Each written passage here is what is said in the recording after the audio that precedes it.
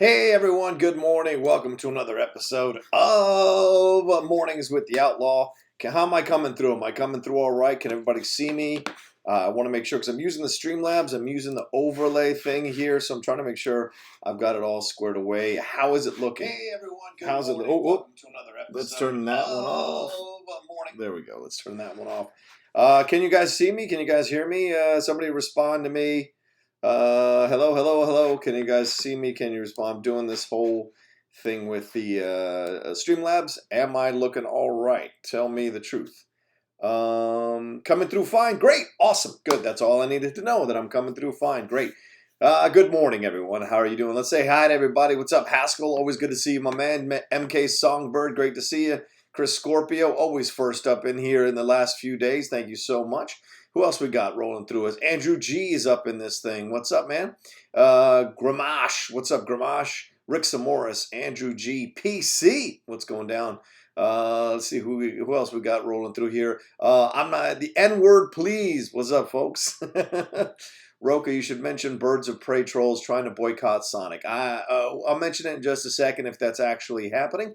All right, let's see who else. Am I missing? Jake Yakavetta. What's up, Jake? Using your overlay. Thank you so much for that incredible overlay. If you guys can see that there, Jake created that one. And we'll probably get one with the newer logo there in the corner down the road. But for right now, I think Jake's done a pretty incredible job with this overlay, as you can tell. Let's see here. Who else is up in this piece? DJ Dash TV, Chris Lemche, Facetious Christ. I just want to say it like that. Facetious Christ. Zeno Hours up in here. I already said PC. Jesse Carrera, Andy Bennett, Ronnie Padilla. What's going on, everybody? All right, so there are three things I want to hit today, but I just want to tell you my lady is sick in the other room, so I'm sorry I was a minute or two late, just making sure she is taken care of before we jump into this thing. Rats and King, Mo, what's going on? Sorry, Mo, sorry I missed you. Just a reminder, the Streamlabs are up, the Super Chats are up to send me stuff. Please do. I've got the Streamlabs up here. If you haven't subscribed to the channel, please do that now. Feel free to hit that red button, subscribe. This is going to be a consistent show. I know the thing with YouTube is that you have to be consistent with your shows, with your, with the times that you're doing things of that nature. I am constructing a schedule. It's just, I'm sorry I'm not as quick as everybody else in putting this all together, but I think you all know I'm doing SEN Live, I'm doing my podcast, I'm doing all those kinds of stuff. So it's like to get a schedule kind of hammered out is going to take me maybe the weekend finally to kind of announce when everything is going to happen. My girlfriend Lindley has been very adamant that I need to create a production schedule, so I think that's what's going to happen, and you all will be able to expect shows on certain days. And speaking of shows, we're dropping the new episode. The new episode of Geek Buddies is up for podcast, so you can go listen to it now, and I'll be dropping the episode on video a little bit later today, so you'll be able to watch. It's me and Shannon this week. Michael is out in Miami. He is pitching animated shows there for a number of people, including Netflix and other networks there for one of his shows that he's created, and another show that he is bringing back from the 80s. So that's going to be something that I think will be interesting once we can make some announcements on the show, and then maybe we'll do a live stream where you all can ask some questions about what these shows are once they get approved and what's going down the road. Let's see here. You're doing fine, Rocha. You're doing absolutely great. John says, Radza King. Thank you guys so much. Videos by Andrew. What's up, Dimalanta? How are you, brother, man? Hashtag greedy for belts. Hashtag greedy for belt. That's for sure. So much fun. That video that Andrew Dimalanta and his beautiful, lovely wife, Nikki, made for the Finstock Exchange and for the Schmodown. Of course, it's already rankled Kalinowski. It's rankled Shannon Barney. They're so upset. Why didn't we get a video? Why didn't we make a video? They're so upset. Corruption. Grr, grr. You know, it's funny as hell to watch them get so upset, get triggered because they're jealous they don't have a video like that. And, it's so funny to see them. Like, there's nothing in that video that mentions corruption or any of the other factions in a negative way. It's just talking about our faction. But, of course, people always got to ride the coattails of the great ones, and we are the great ones. So all these factions are trying to nip at us for attention. What else is new? Dimalanta, you should feel proud of that video. All of us felt great watching that thing. All right, let's get into the main topic, or one of the main topics for today, and let's let's start into, I think the Rick Moranis thing is a great thing to start with, don't you? I mean, how incredible is it that Rick is in talks to come back? This is from Deadline. He's supposedly in talks to officially return here. A lot of people say that's already a done deal. They're just waiting to fully announce it, but it's pretty much a done deal. He has been notably retired for quite some time. For those of you maybe a little bit younger, maybe you don't know as much about Rick Moranis. The man was in Ghostbusters, in Spaceballs, Flintstones, Parenthood. He even reprised the voice of Dark Helmet from Spaceballs, I think for a Goldberg's episode. So that was as close as we got to him coming back to being a part of things. You know, he went out, he retired to go take care of his children, be with his family, things of that nature. And, you know, once you hit a certain amount, maybe he'd done enough. You know, he'd been on SCTV for a long time, did Strange Brew with Dave Thomas. So maybe he'd hit that wall where it's like, hey, I've done what I can do. I want to go focus on I have the luxury and the money and the residuals and maybe the investments. Maybe he was smart with his money to go and take care of my family and relax for the last few years. But now this deal is coming down with Disney Plus that it's not going to be, sorry, not Disney Plus, Disney. It's going to be a feature film. Joe Johnston is coming back, who did the original film and, of course, did Captain America, the First Avenger, and I think The Rocketeer as well.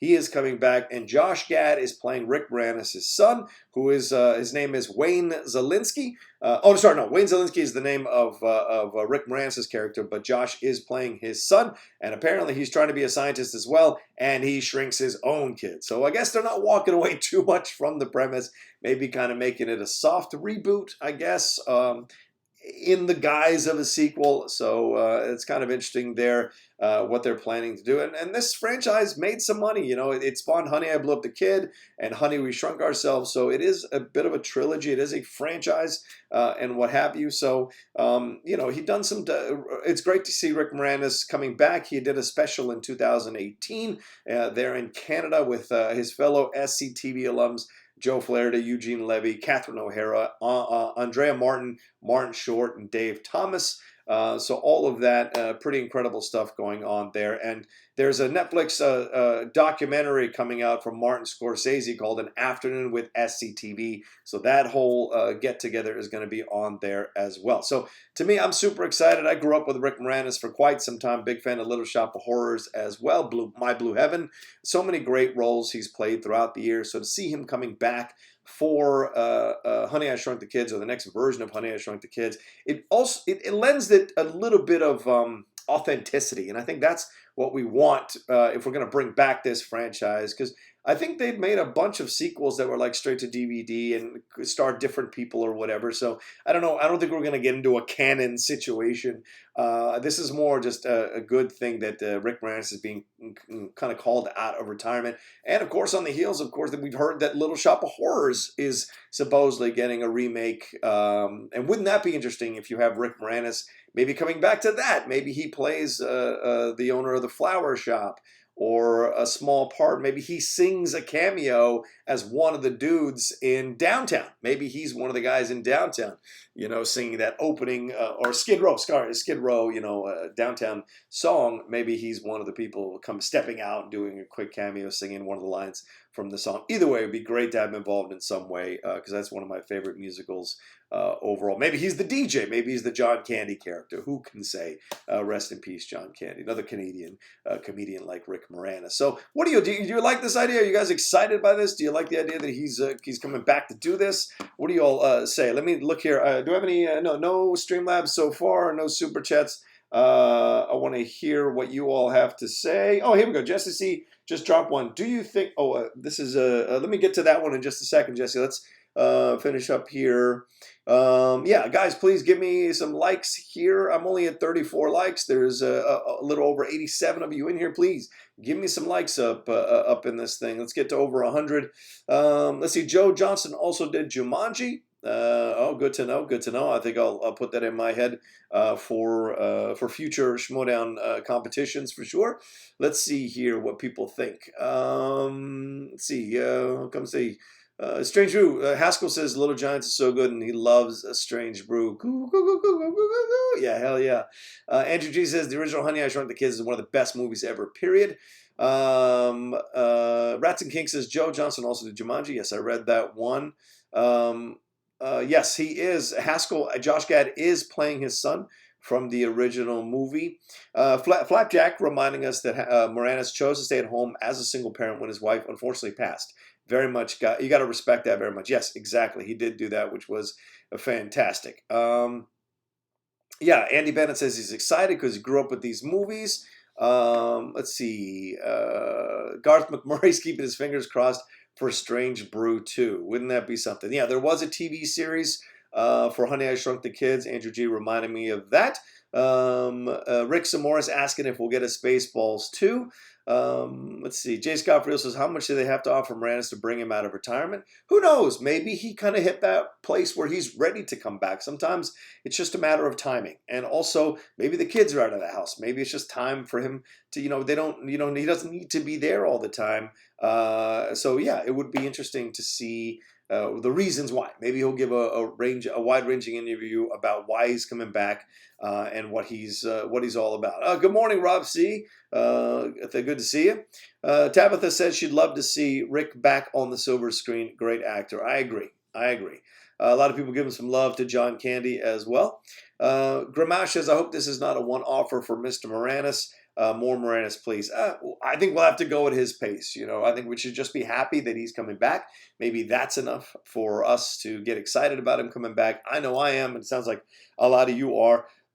And this is fantastic, too, because one of the things that I like about Rick Moranis is that he does a number of things over and over again throughout the years from different genres, right? He's done the Ghostbusters thing, which is a very interesting franchise. Done Flintstones, which is kind of goofy. But then My Blue Heaven. Then he has Parenthood, which is a little more of a serious, at certain times, exploration of relationships at that time in the late 80s between husbands and wives. Things of that nature, and then you throw in Honey, I Shrunk the Kids, which is a fun little film. You throw in Little Shop of Horrors to show his singing chops and acting chops in a musical. You throw in all kinds of things. To me, this is a positive overall, so I'm excited for that. All right, Rob C says, this is cool news, but I'm not excited about Josh Gad playing his son. They don't seem alike at all, but it is acting, I guess. We'll see what happens. Oh, I don't know. They could seem alike, both wearing the big, thick glasses, both kind of nerdy. Who knows? Let's see. Ed O'Neill mentions the Cleveland Indians and Little Giants Go Tribe from J-Dog. Chris Lemsky says, would have loved to have him back in the new Ghostbusters this year. And Travis Gilbert says, loved him in Flintstones, such a goofy movie, but it worked for me. All right, well, we'll see what happens. I'm sure some more official announcements will come down the road. I'm not so familiar with the Honey, I Shrunk the Kids franchise, but I think it's fantastic that he is going to come back to be a part of it. I remember seeing the first two movies and enjoying them for what they were. Certainly kids' movies, fun, young adult movies, and the parents could enjoy them as well. So we'll see what part he plays other than, obviously being the patriarch of the family, of the entire family. We'll see what it leads to. Will he get shrunk? Will they have to band together? Will he be like, will he not want his son to have anything to do with that technology? Will it be a kind of a young Frankenstein situation where the family member can't resist wanting to do the things that his dad did?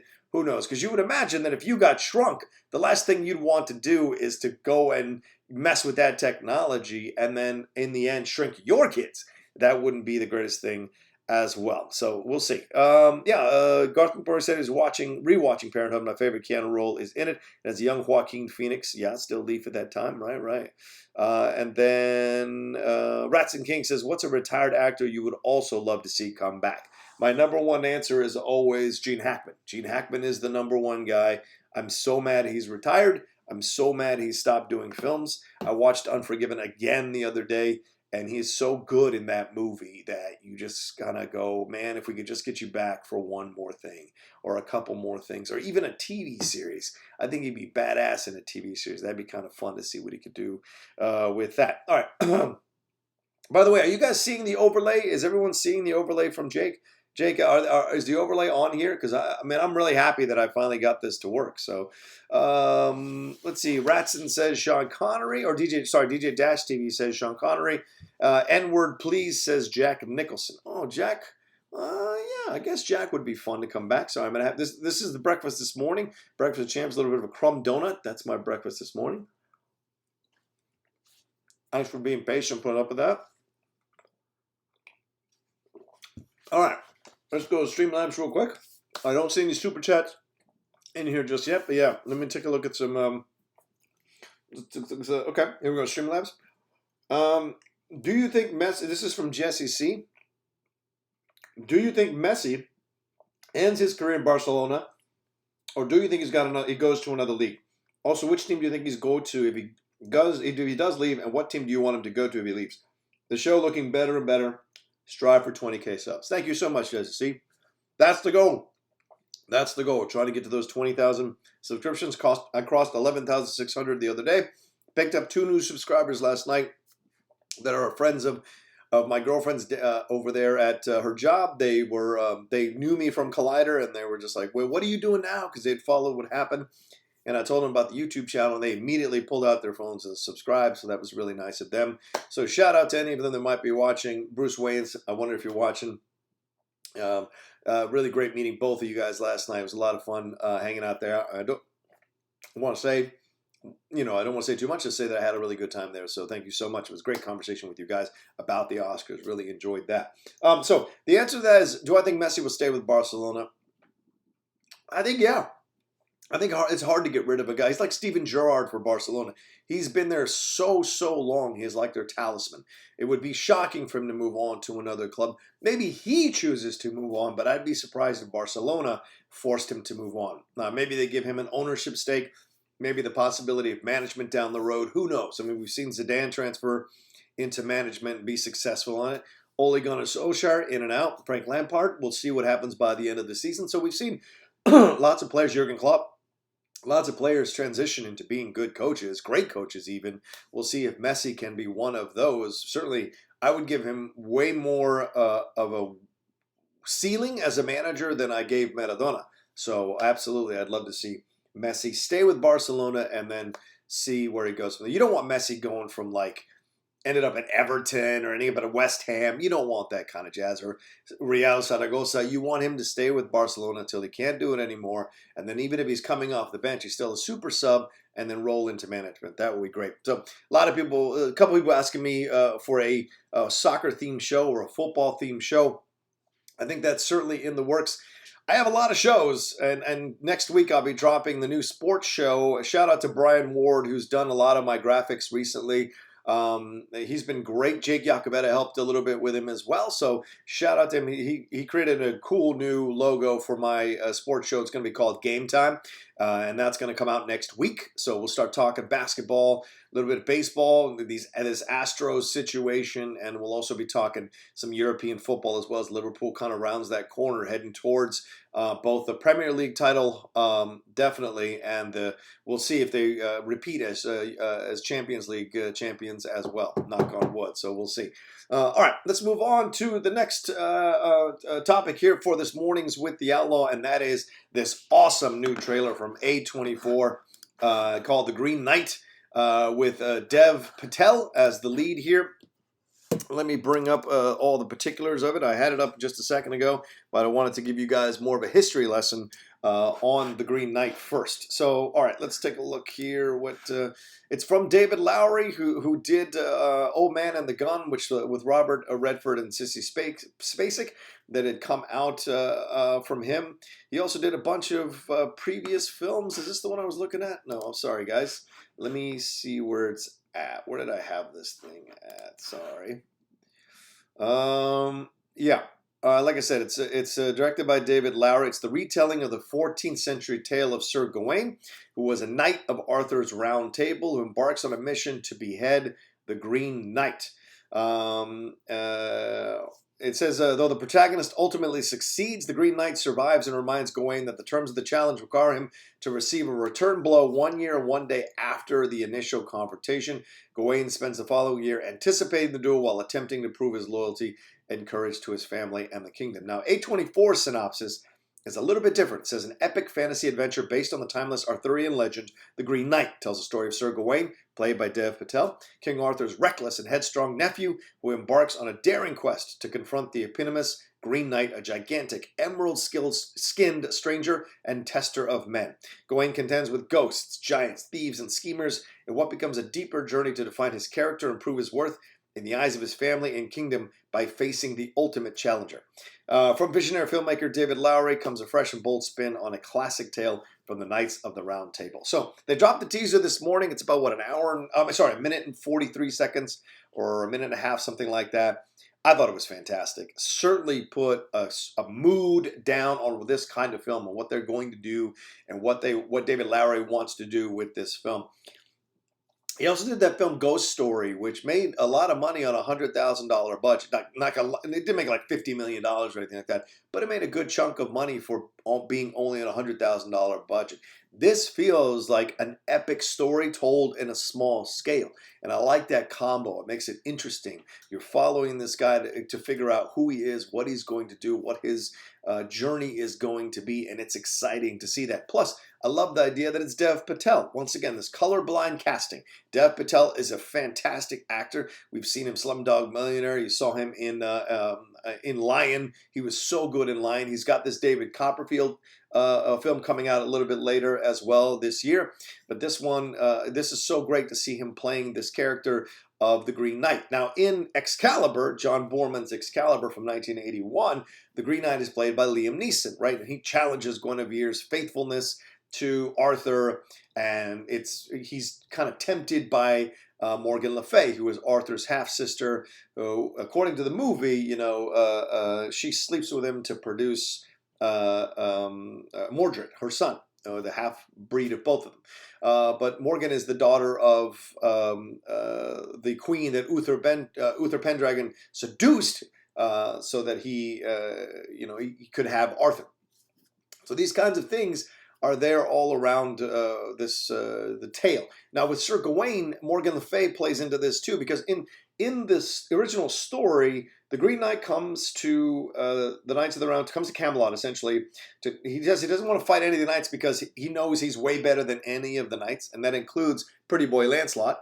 And says that he will allow any knight, to have one strike with an axe, as long as he can return the blow a year and a day later. So nobody wants to step up to do this, and Arthur's about to do it when Gawain steps up, and Gawain says, I'm going to do it. I'm going to take care of this business. Headstrong as he is, takes the axe and with ultimate precision slices off the head of the Green Knight. The Green Knight, without flinching, picks up his head, gets back on his horse, and says, okay, now you're going to have to meet me at the Green Castle in a year and a day, and I will return the blow. So the entire year and the day, I imagine, is what this film is all about, is the things Sir Gawain encounters as he's heading towards this imminent confrontation with the Green Knight, right? His date with destiny. But what does he have to go through? What is this journey, right? And it seems from the trailer that this is a guy who doesn't have a lot of confidence in himself, doesn't have a lot of strength within himself, trying to figure out who he is, right? Even there when he's talking to Arthur and Guinevere, I imagine that's Guinevere, and says, I haven't done anything of note, and she says, yeah, you haven't done anything of note yet. So the whole film seems to be that it's about his journey to discover himself, to discover belief in himself and what he can be. And the tale is interesting because the tale involves Morgan and a girdle and all this stuff and some deception. I don't know how much of that is going to be in the movie because at the end of the tale, the original tale, the story is about a reminder to be honest because of what could have happened because he wasn't honest. So I wonder if they'll attack that in this thing. There were two previous adaptations of this story, Gawain and the Green Knight in 1973 that starred Murray Head, and then there was 1984's Sword of the Valiant with Sean Connery. Both of them were directed by the same director, Stephen Weeks, so this is very interesting. Alicia Vikander's in this. We certainly get a shot of her playing with the tarot cards. What does that mean? The fire, the crown, everything on fire. Pretty intense things there. The puppet show with the head being chopped off, obviously alluding to what happens to the Green Knight and possibly what may happen to Gawain. Joel Edgerton is playing a lord. Barry Keoghan is playing the scavenger. Sean Harris is playing King Arthur.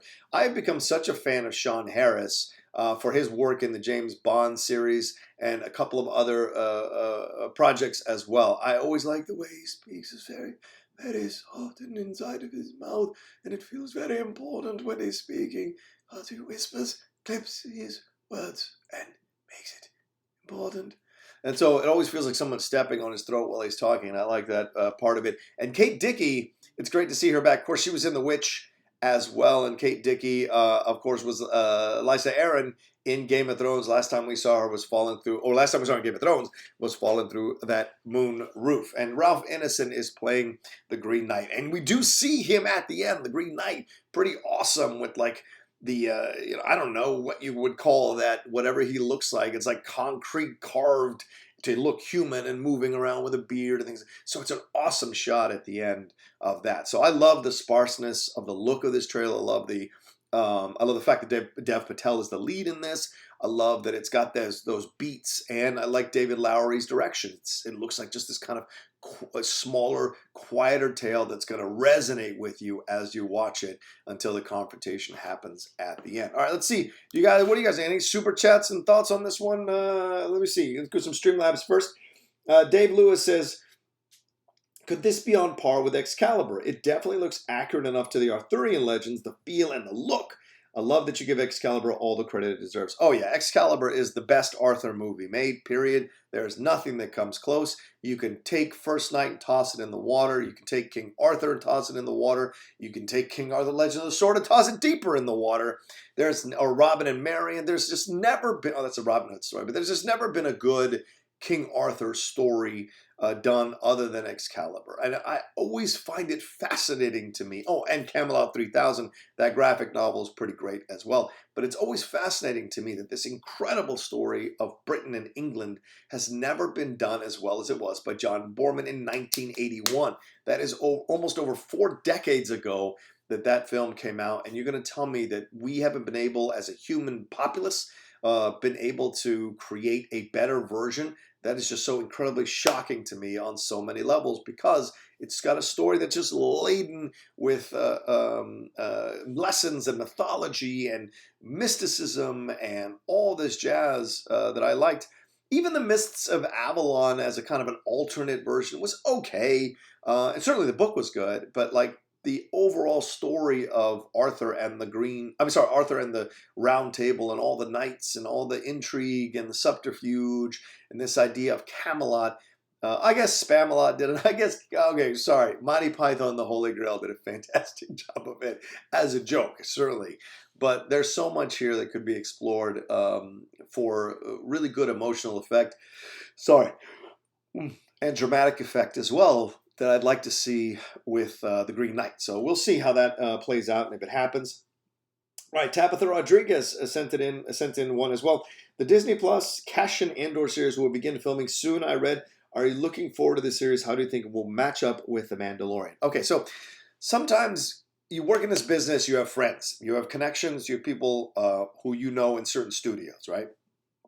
I don't crow about my sources as much as other people in the sphere do, but I do have them, and I try to protect the things they tell me. And I knew about Brandon Routh coming back as Superman long time ago before it happened. I knew about a couple of the things that were going to show up in Justice League, Green Lantern. I knew all of that months before because of connections and friends or whatever, and they all swore me to secrecy. I'm not allowed to say those kinds of things. But later, of course, I can, after it's all been announced and blah, blah, blah. This I've heard, this is the honest truth. I heard that initially the Cassian Andor series was a mess. Script-wise, production-wise, a lot of stuff behind the scenes. I was being told it was a mess, and that a lot of cleanup had to be done before they started shooting. So announcing a production date or a shoot date, I think, is an incredible positive overall, because it means that this is going to start happening now. So I'm all down for it. I'm a big fan of this happening and going forward. Diego Luna really enjoy. Rogue One is my second favorite film of the new batch of films from Star Wars. So to see that story being told a little bit more, and of course throughout the movie there's allusions to what Cassian had to do as a spy. When we were first introduced to him, he shoots someone in the back after they give him the information because he can't be caught by these stormtroopers or have that guy be captured and surrender any information about him. So he certainly is a ruthless guy. There's that interaction with him and Felicity Jones' character with Jyn Erso where he says to her, some of us have been doing this since we were kids. So there is a story to be told that could mirror the Mandalorian story. This idea of Cassian Andor going back and like flashback kind of thing, seeing what led to him being Cassian Andor, what the experiences were, where when his parents were killed by the Empire, who killed his parents, what is his overall goal here to try to do with his power, with his connections with the rebels. All of that can be explored. And of course, we can get a love story. We get all this kind of stuff that doesn't have to do with Jyn Erso. There's a lot we can explore. Other people he could have come in contact with in the past. Things of that nature. Maybe there's more with the rebellion as well. You know, we get a little more Mon Mothma in this thing. There's all kinds of possibilities that could occur with this version of the Cassian Andor series. I'm excited that they're finally starting shooting. I hope it turns out great. You know, I think it's ironic. I think these TV series are going to be the things that ultimately save Star Wars from becoming something people get upset about over and over again. You know, Mandalorian did a great job of bringing people kind of back to the fold. Yeah, people were split on Rise of Skywalker for sure. But if that, I know they delayed the Kenobi series, so they gotta wait. Hold on. Sorry, I had to let that big one out so that I could just not stop yawning. All right, and so they we'll see what happens with that if the Kenobi series comes back and does great work and you know, kind of affects the fans and makes the fans excited for it. Boom, done and done. Sounds fantastic to me. If the Cassian Andor series does it as well, then you've got this idea that they are kind of keeping Star Wars in the mindset of a lot of people because they're going along with what they want to do. So that'll be fun to see down the road if the Cassian Andor series does happen. So thanks so much for your question, Tabitha. Oh, I'm sorry. If the Cassian Andor series comes out and is well received, we'll see how people react to it. Thanks, Tabitha, for that Streamlabs question. I really appreciate it. All right. Andrew G. What's up? Been diving deep into a lot of samurai films. 3 Outlaw Samurai is my new favorite. Yes, that's available in the Criterion Collection, both Blu-ray and DVD. Go pick that up and watch it. What's your take on that and Sword of Doom, which I found to be pretty heavy and dark shit? Some of these would make some great Jedi stories for a future Star Wars film. Well, you've come to the right place. This idea. Lord knows I stand for samurai films and fight for them to get a little more respect in the world. And of course, I got a lot of shit for that tweet I put out that I didn't add one word to that really kind of messed me up, and I couldn't take it back by that point, so I just deleted it. But yes, there is... 3 Outlaw Samurai is fantastic. It's not your typical come together to fight against the powers of evil samurai movie. It's a little more kind of, you know, different places coming, and then eventually when they come together, it's pretty badass. But you spend enough time with each of the Outlaw Samurai that you get invested in their story. So when they come together to fight together, you're like, this is awesome. And it ends like that, and you're out. So I love that about a lot of the samurai films. They usually end like that, and then they walk away off camera, and it's done. The movie is done. No extra scenes. None of that stuff. Jeez, let me eat some more.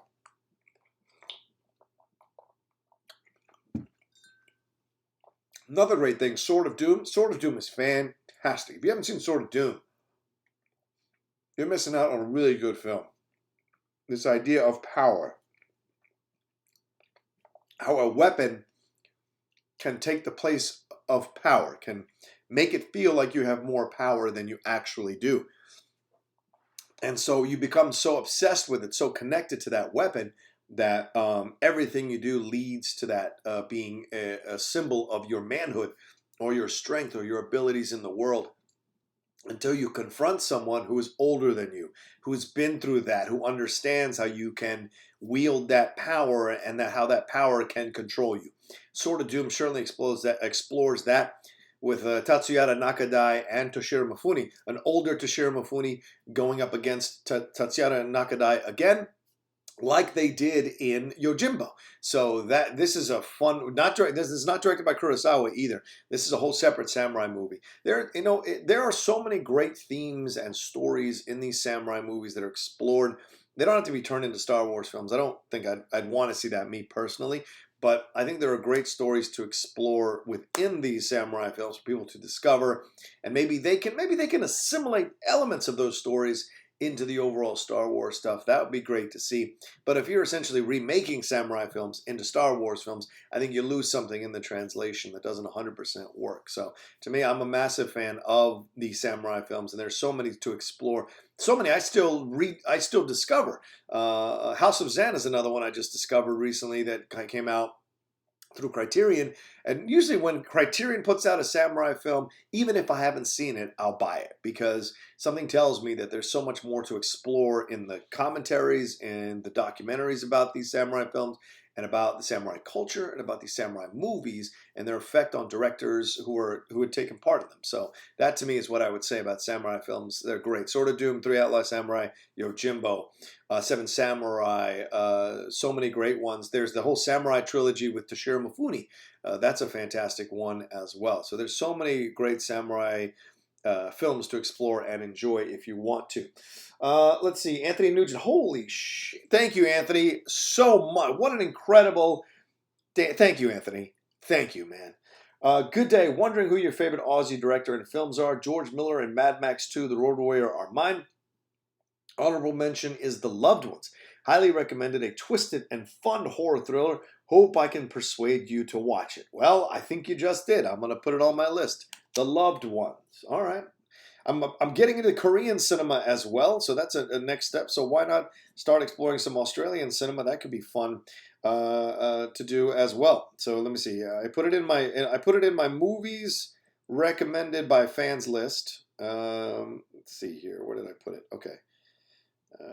By fans list. Let's put it in underneath there. All right, save. Okay, and let's put, what is it again? The Loved Ones. All right. Boom. All right, so let's talk about it. You're asking me about Australian directors. Let's take a look at this one. Australian directors. So, yeah, Gillian Armstrong, fantastic Australian director. She actually did, I think she did that first Little Women film. She directed that in '94. Not the first time, sorry, the one before this one in '94 with Susan Sarandon and all. Baz Luhrmann is fantastic. I really enjoy Strictly Ballroom. There are elements of Moulin Rouge that I enjoy, but I like his younger stuff or earlier stuff myself personally. Joel Edgerton, really liked The Gift. That was a fantastic film. I think he's got a great eye. And if you haven't seen him in The King on Netflix, that Henry V story, please see him as Falstaff. He is incredible. And George Miller, certainly. George Miller. Been a fan of Mad Max, Road Warrior, people like Babe. I know that. I thought Fury Road was incredible. There are rumors that he's making another one. Would have liked to have seen his Justice League. Peter Weir is another good Australian director. I've really enjoyed his work as well over the years. What am I thinking of? White Squall? Is that something he did, Peter Weir? I think he did White Squall. Let me see. Yeah, I did Witness. Let's see, what do we got? Did he do White Squall? I don't remember. Picnic at Hanging Rock is incredible. Gallipoli was fantastic. Gallipoli was really well done. The Year of Living Dangerously, which is a great Mel Gibson film that a lot of people don't talk about. Linda Hunt won the Oscar for that. Witness, The Mosquito Coast is good. Him and River Phoenix, the late River Phoenix. Harrison Ford with the Red Liver. So that's interesting. So two back-to-back Harrison. Then Dead Poet Society. He did Green Card, which is a cute little romantic comedy with Jar Depardieu and Andy McDowell. Fearless, which was really a damn good Jeff Bridges film. People, if you haven't seen Fearless, you'll see two of the best performances, one from Jeff Bridges and the other from Rosie Perez. She's incredible in that movie. Truman Show was fantastic. Master and Commander, Far Side of the World. That's what he did. Not White Squall, Master and Commander. That is a damn good movie. You know that's a favorite of the Top 10 show. So that's a fantastic film there. And he did The Way Back, which, do I know The Way Back? Oh, right. Yes, this one. Right, with Jim Sturgis and Ed Harris. Yes, I remember that one way back when. Let's see, are there other Australian directors that I can talk about that I would know? Philip Noyce. I feel like I know Philip Noyce. Let me see here. Philip Noyce as a director, maybe. Where is he? As a director, okay. No, I didn't like Above Suspicion. Didn't like The Giver. Salt was all right. So The Quiet American I thought was really nice.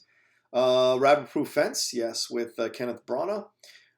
They have The Saint. Oh, I love The Saint. Such a good, funny, guilty pleasure. The Saint with Val Kilmer. Clear and Present Danger. Patriot Games. Yes. Blind Fury, which I think is the Riker Hauer Zatoichi remake. Yeah. So Philip Noyce has a couple of films that I really enjoy as well. I think is that any that I recognize right? Oh, Kate Shortland, right? She's kind of new to things. Really enjoyed Kate Shortland. She's going to be doing Black Widow. I loved Somersault. I thought Somersault was a very interesting film with Abby Cornish. That I saw that randomly way back when in 2004 when I was DVD testing for a job, and that introduced me to Abby Cornish and introduced me to Kate Shortland. And that's one of those quiet little character explorations, female-led character explorations about a young woman discovering who she is in the world. And, sexually, emotionally, personally, career-wise, all of that is in Somersault. I really enjoyed that film a lot. Some people like Lore as well. They enjoyed that, the kind of the Nazi film there, Lore. Let's see, and there's one more that she did. Yeah, the Berlin Syndrome. That was kind of well received as well, with Teresa Palmer in that role in there. So yeah, those are kind of some good Australian filmmakers and Australian films. But I always come back to the Mad Max films. Those are my bread and butter in my head. So I'm a massive fan of the stuff that goes on there. But Anthony, thank you so much for that donation, man. It's incredibly kind of you. Let's see. Do I have any super chats or anything else rolling through here? Let me see. Oh, yeah. Haskell, what's up, dude? He said the Astros owner just had their press conference about sign stealing. You got to see the inane comments he made. If you hated the Astros before, LOL. Well, I don't hate the Astros. I've never hated the Astros, but I don't like this sign stealing thing. And to me, if you really want to make a grand statement as a team and as an owner, then you step up and you say, we are returning the World Series championship. We are returning the World Series rings. We will not celebrate the World Series victory.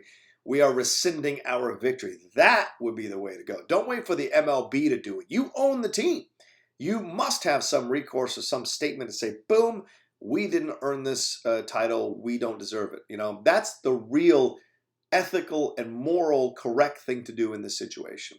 Step up, because everything bleeds from the top.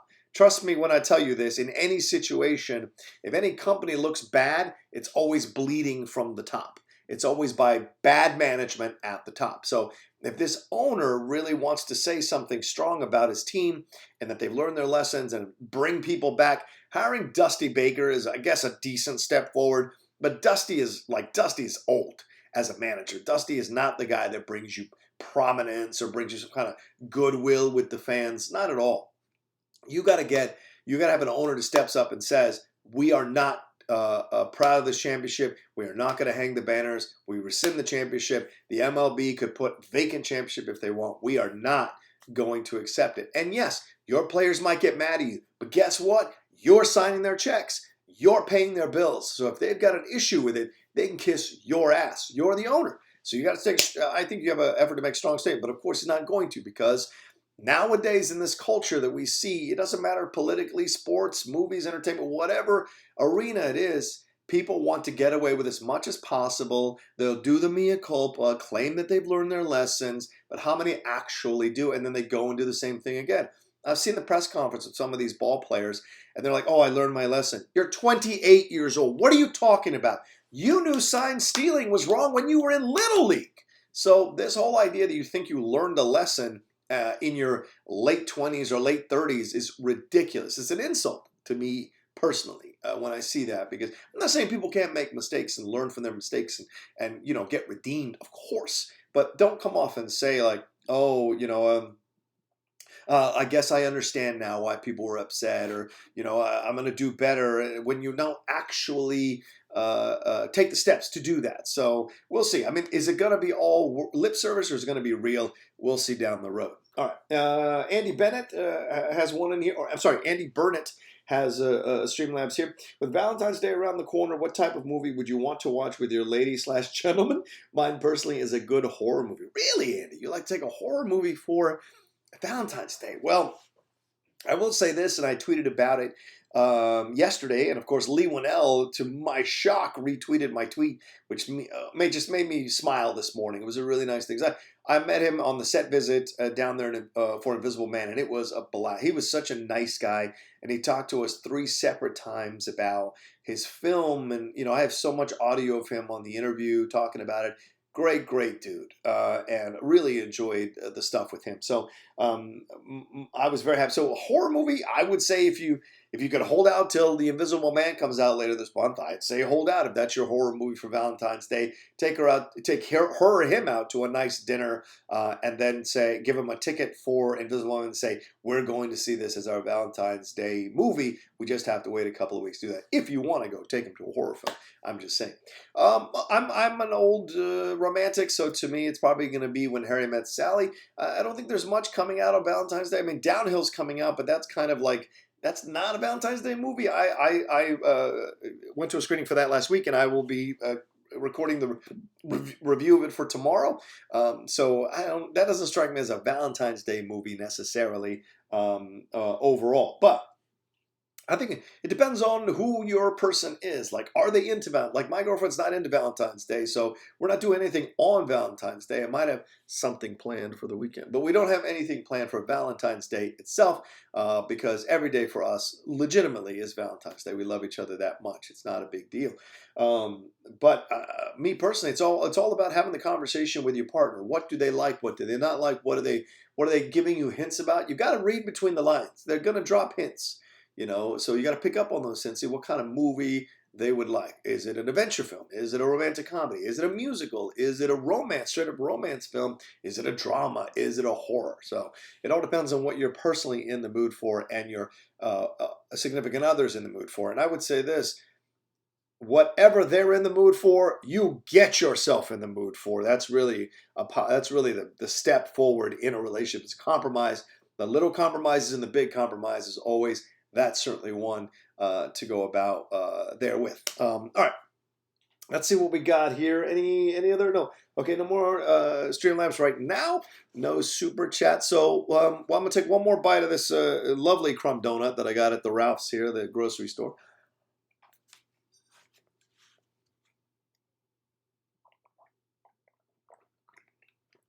Oh, thank you for letting me eat, people.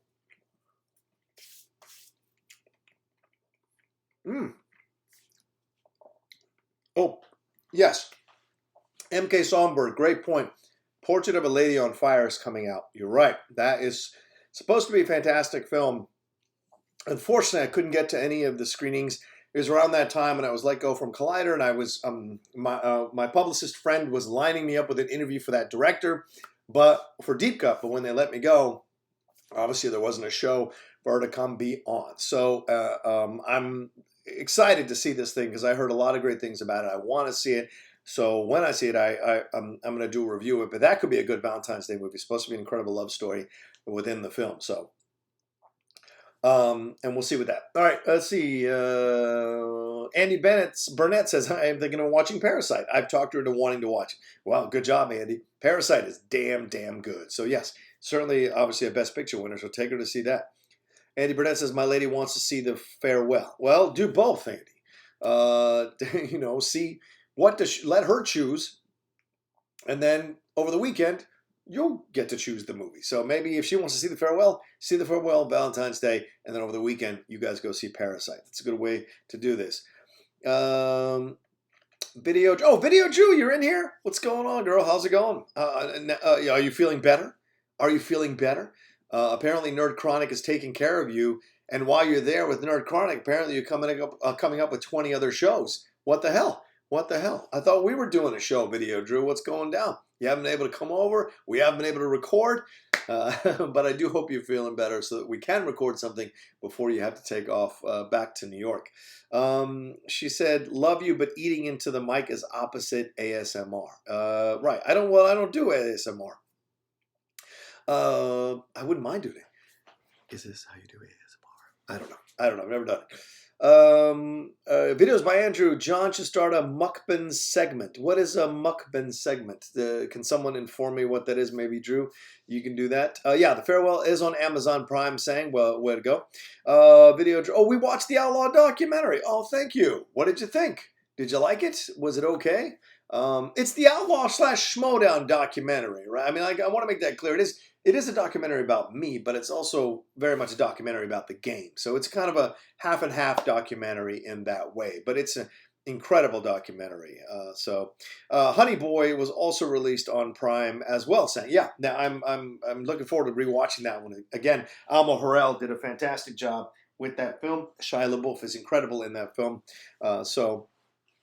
Let's see, what do we got? Streamlabs question just sent through. Hey, Travis Earl Rocha, thoughts on the Jones-Reyes fight? If you covered it, I missed it. No, I didn't cover it. I've been kind of holding off on the sports stuff until I had the right logo down. Plus, I've got so many shows that I put out. I didn't want fans to feel like I was being like inundating them with too much stuff. I wanted to kind of balance everything out. So, yes, I watched the Jones-Reyes fight. I thought Reyes won that fight. I haven't been the biggest fan of John Jones. I think his drug stuff bothers me. I think his weak excuses about that, oh, it's been in my system for a year, all that stuff. I don't care. I don't care if it's proved and blah, blah, blah. I have to go with my gut and my instincts. I don't sense that guy is 100% clean. So when Reyes gave him everything he could handle and, in my opinion, beat him.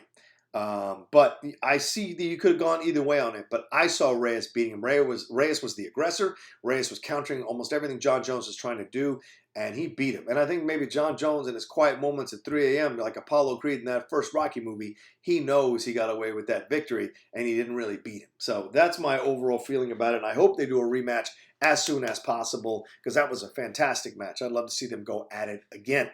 All right, what's mukbang? Anyone want to tell me what mukbang is? It's basically eating on camera. Oh, is that a thing? I didn't know there was a thing. Mukbang or mek is a live online audiovisual broadcast in which a host eats food while interacting with their audience. Is that a negative? I don't know if that's a negative. I didn't even know there was a thing. Is that a thing? Really? Okay, fair enough. Oh, Garth McMurray, I'm sorry, you sent in a Streamlabs here. Thank you for reminding me on the chat. I apologize. Hey, Rocha, how about Excalibur, a movie with Bill Excalibur? Let me read this. Hey, Rocha, how about Excalibur, a movie with Bill Burr as King Arthur, and other Boston people as the Knights of the Round Table, all with Boston accents. I kid, I do love seeing the Gawain story. I fell in love with the myth of Gawain's brother, Sir Gareth. Yeah, I think that would be funny. Bill Burr as King Arthur, Lancelot, Guinevere, Gawain. Who else? Gareth. Who are the Knights of the Round Table? Let's look that up real quick. I know I'm supposed to get into some Sonic stuff. Give me just a second, and we'll get into it before I have to wrap up and head over to SCN Live. I'm on this morning. There.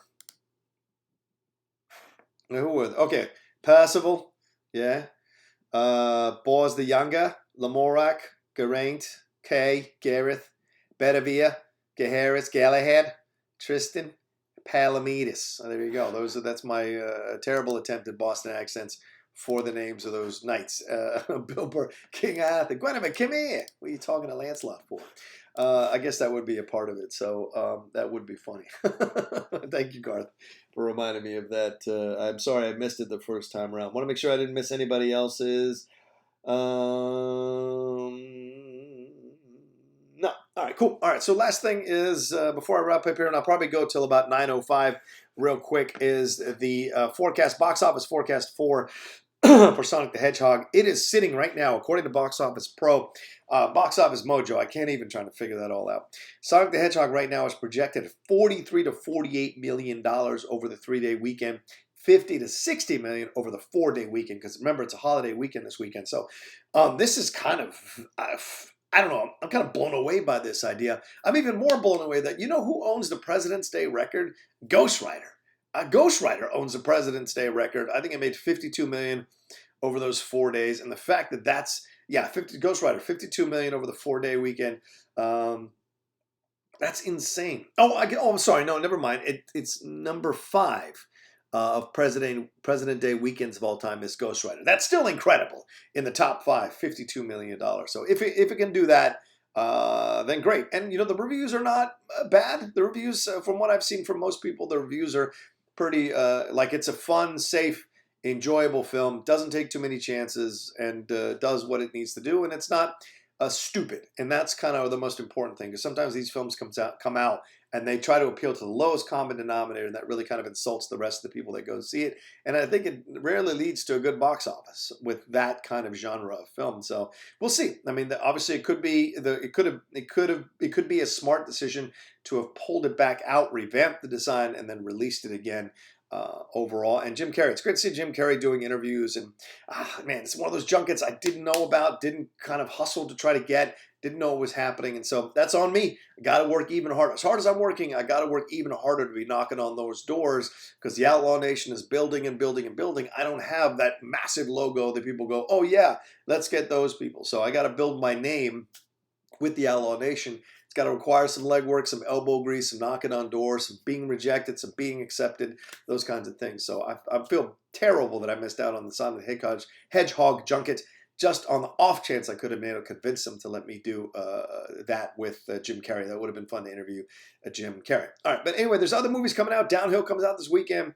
Blumhouse's Fantasy Island and The Photograph come out this weekend. The Photograph, there was a screening of it last night. I couldn't make it. Unfortunately, it was held up at that event at UCLA, so I couldn't make it for that. But apparently, a lot of people are looking forward to this. I'm hearing that it could be kind of a surprise hit like Harriet was, coming in low budget, people not expecting too much from it, and then really kind of catching on with fans. So we'll see. But Sonic the Hedgehog's numbers are pretty incredible. If these numbers hold up, I think it signals the end of Birds of Prey. A lot of people hoping Birds of Prey would have legs.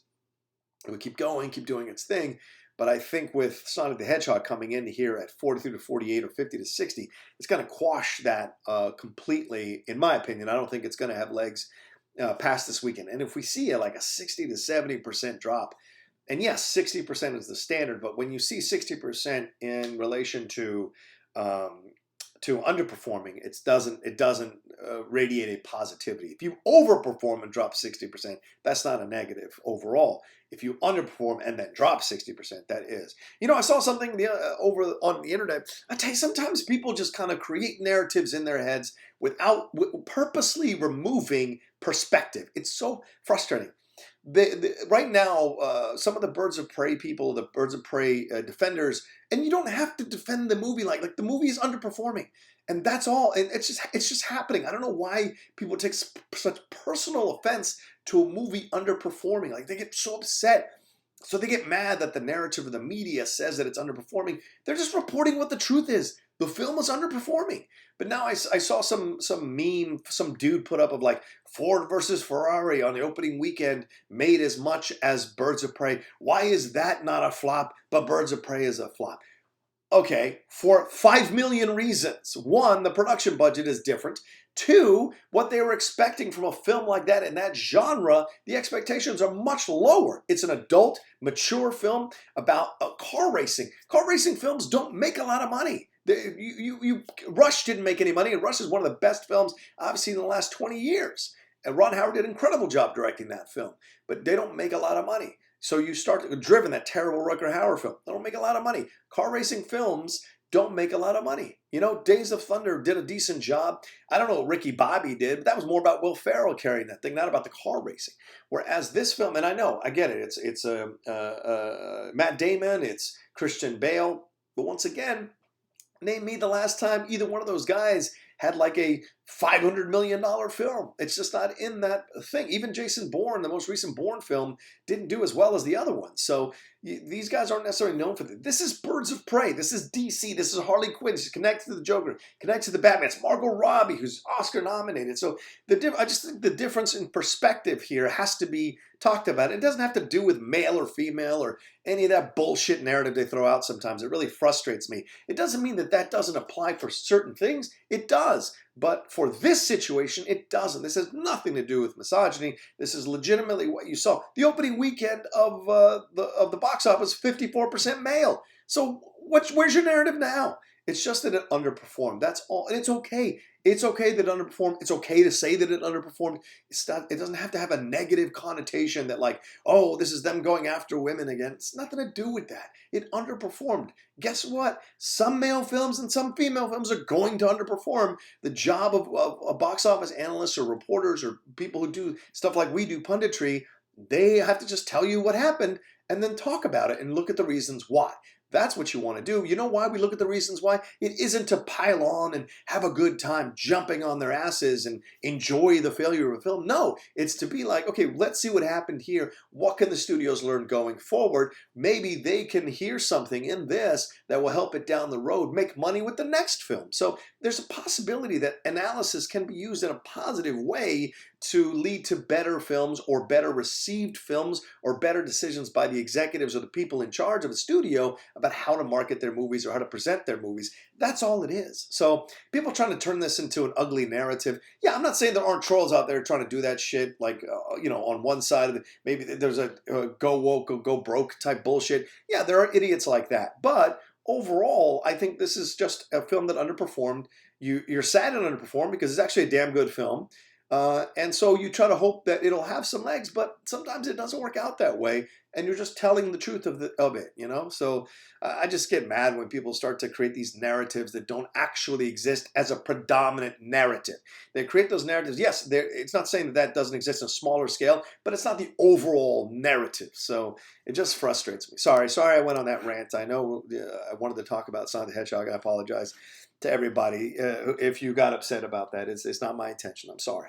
All right. Anyway, let's see here. I suppose I should wrap it up at 9:03. I got to jump in the shower and get ready for SCN Live. I hope I haven't hurt anybody's feelings or anything like that. I just, sometimes you got to get it out. You got to get it out and talk about it. Yeah, Ford versus Ferrari, as ours has cost less than Birds of Prey. Absolutely.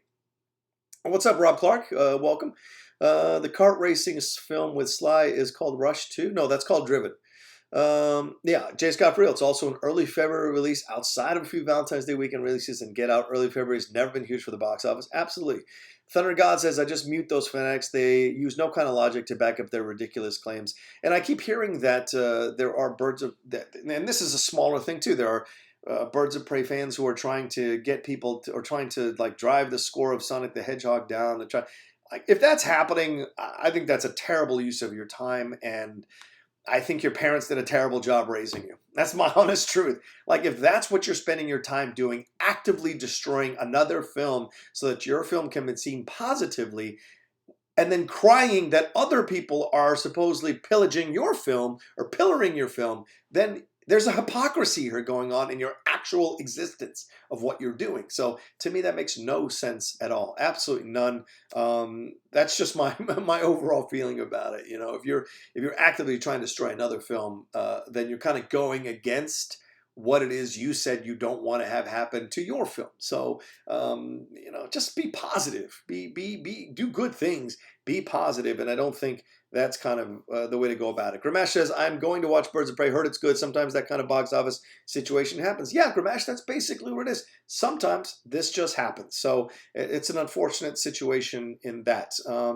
Let's see. Rick Zamora says, thanks, Rocha. Paul Denuza says, no need to apologize. Garth Morris says, all good, vent away. Travis Earl says, LOL, people need to stop being sensitive like the Jim Carrey interview. Yeah, he made a bad joke, but there's way more stuff to be upset about. Yeah, that was weird. Jim was making a joke, and maybe it's a joke that shouldn't be done in 2020. Okay, but I didn't see I didn't see her be like incredibly uncomfortable, and maybe that's me. If she comes out and says, yes, it made me uncomfortable, yes, it felt lecherous to me, then okay, all power to her, all that. But it seemed to me like she just rolled with a joke that Jim Carrey made, and that Jim Carrey's been making for quite some time. These are like playful things that he says sometimes. Maybe he shouldn't have said it. Absolutely, certainly you can make a case for that, but I don't think it's as bad as like AOL and Yahoo were turning it out to be, for God's sakes. And I think that's them hunting for clicks than actually legitimately being offended by the question. I don't know. That's just my own personal opinion. Let's see. Haskell's 100 bingo, says Paul Denuzzo. All right, who's on Send Live? Oh, Haskell, who's on Send Live with you guys today? All right, let me check that real quick, and then I got to jump in the shower and get on the F out of here. Let me see. Usually Christian sends today's show. Let me see. Blee, blee, blee, blee, blee, blee, blee, blee, blee, blee, blee, blee. Where is it? Where is it? Where is it? Let's see who's on the show today. Does he have it?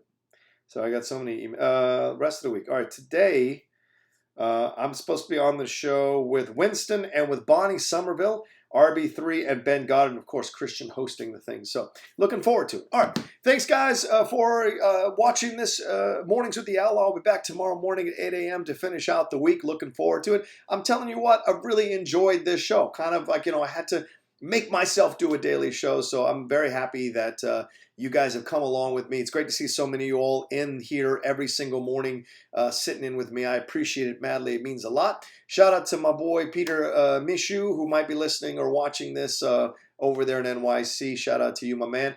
And please, will you put up the likes? The likes are only 104, but there's 164 of you all in here. Before I hit or as I hit the end of the stream, will you guys hit a like on this? I'd really appreciate getting as many likes as possible on something like these things. All right. Thanks, everybody. Love you all. Have a great morning. Shout out to everybody else. Let's see. Quinzel, do I have a brother named Chuck? I do not.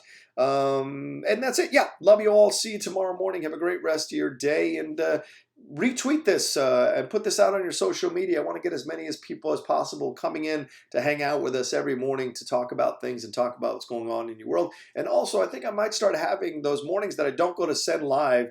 I might have an extra half an hour from 9 to 9:30 where we talk about like any personal stuff you want to talk about or any stuff going on in your lives or your jobs or kind of like a little like kind of like a I don't know, like a counseling session for half an hour. Maybe you want to talk about what you're struggling with, whatever. Maybe we can have a quick like conversation about it as we go through it for like half an hour. I may not get to everybody, but it could be a fun thing to add on to Mornings with the Outlaw because I kept it a wide open title so it wasn't just about entertainment. So it could be something we could explore down the road. All right. Love to all of you. Take care. We'll talk to you next time on the Outlaw Nation.